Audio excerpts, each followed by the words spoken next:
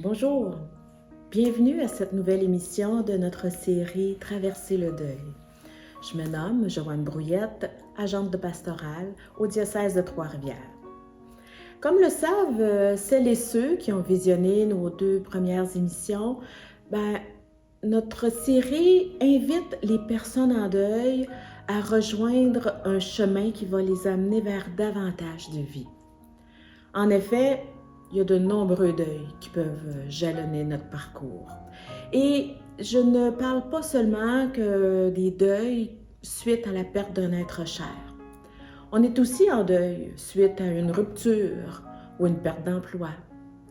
Faire le deuil de sa demeure alors qu'on est déménagé en résidence pour aînés ou de sa santé, faire le deuil de sa santé, mais c'est pas tout repos non plus.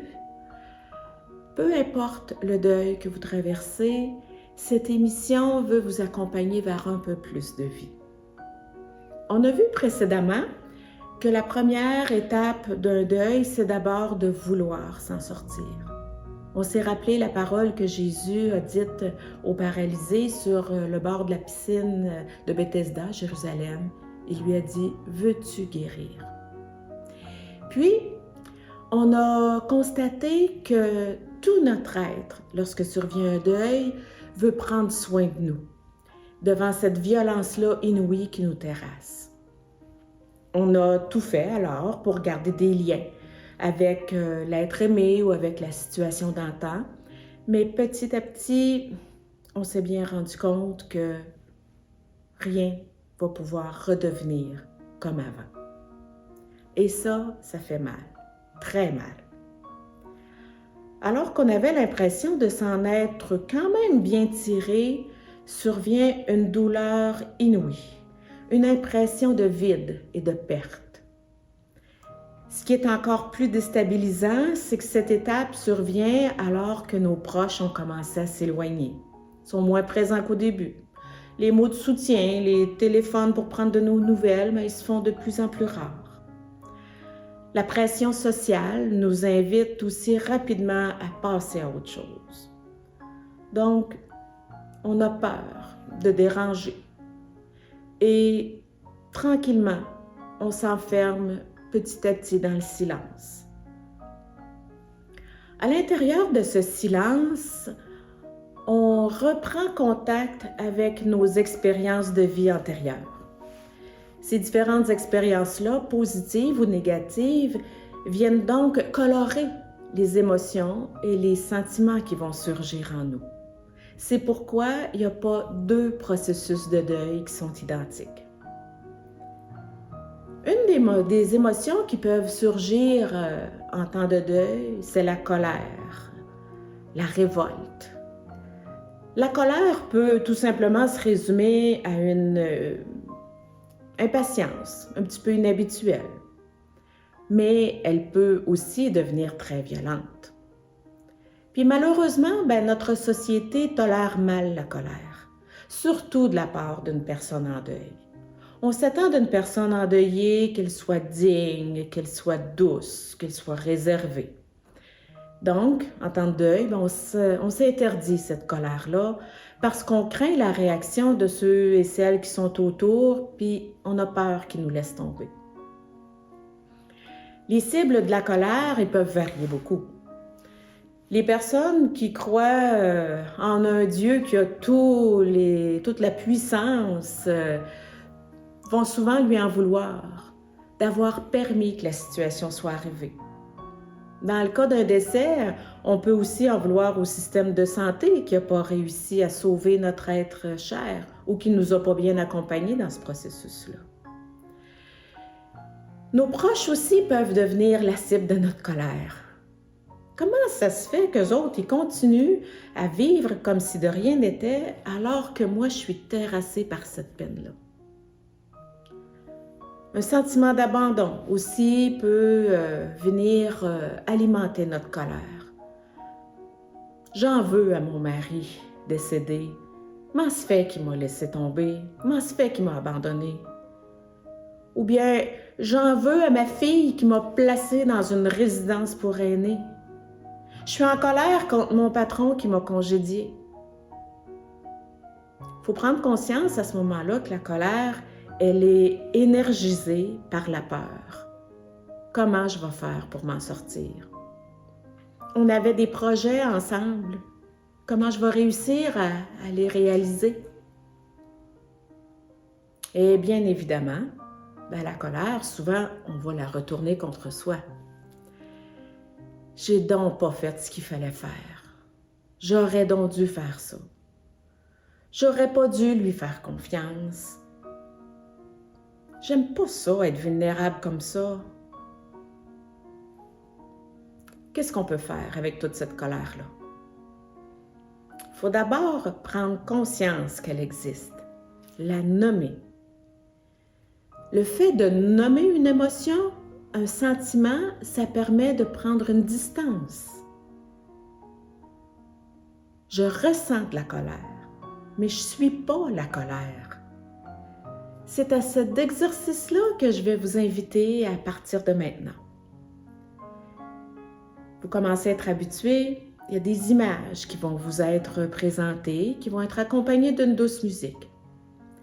Des questions vont aussi vous être posées pour vous aider à nommer à quel point la colère est présente dans votre propre cheminement. Si vous avez un papier, un crayon, n'hésitez pas à prendre des notes. Le fait de revenir sur ces notes-là, en les relisant de temps en temps, ça va vous permettre de vraiment prendre conscience du chemin parcouru. Je vous souhaite un bon visionnement. Bonne écoute.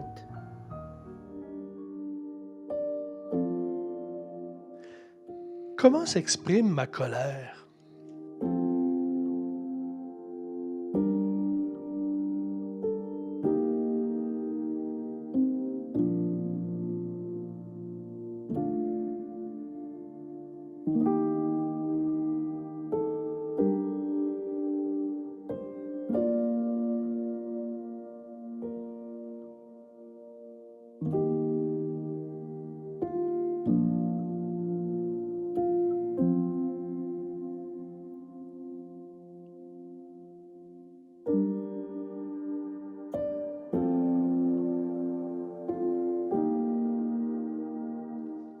Est-ce que j'en veux à Dieu ou au destin? Est-ce que je suis en colère contre le système de santé qui a laissé mourir un de mes proches ou qui est sans solution devant mon problème de santé?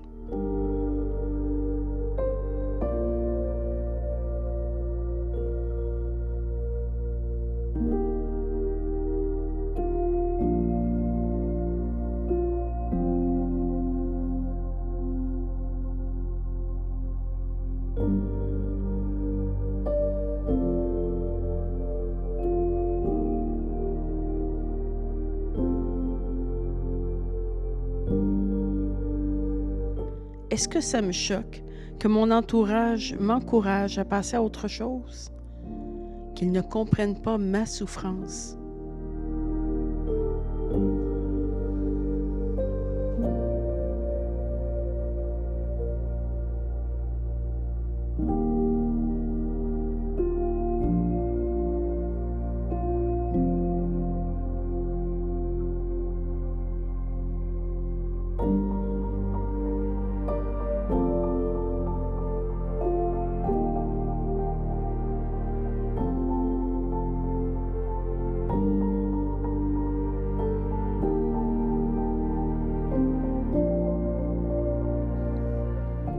Est-ce que je me sens abandonné? Par qui? Qu'est-ce que j'aurais le goût de lui dire?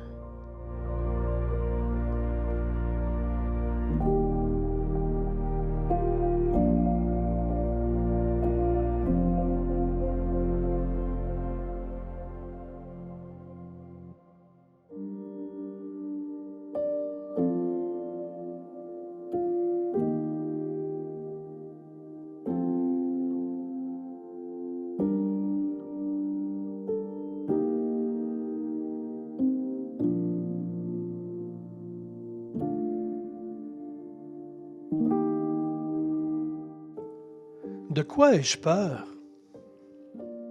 J'ai peur de ne pas pouvoir m'en sortir financièrement.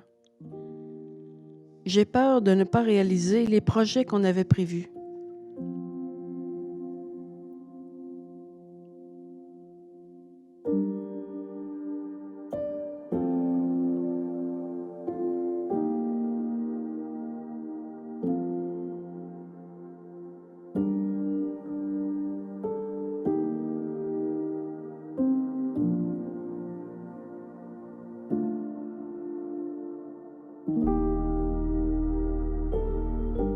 J'ai peur de l'inconnu.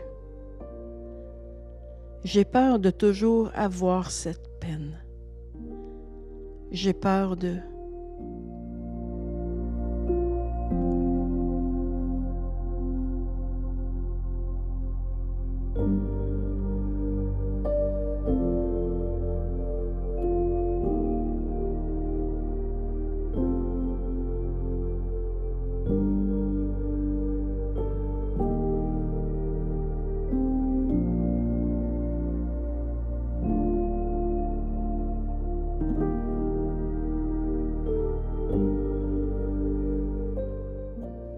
Pour quelle raison suis-je en colère contre moi?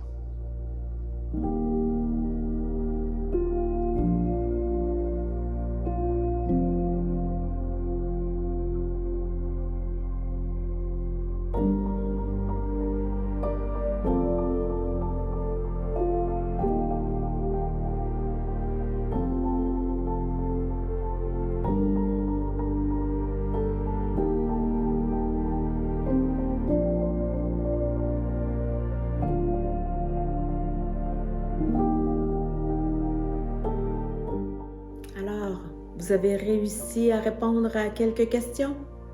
Bravo!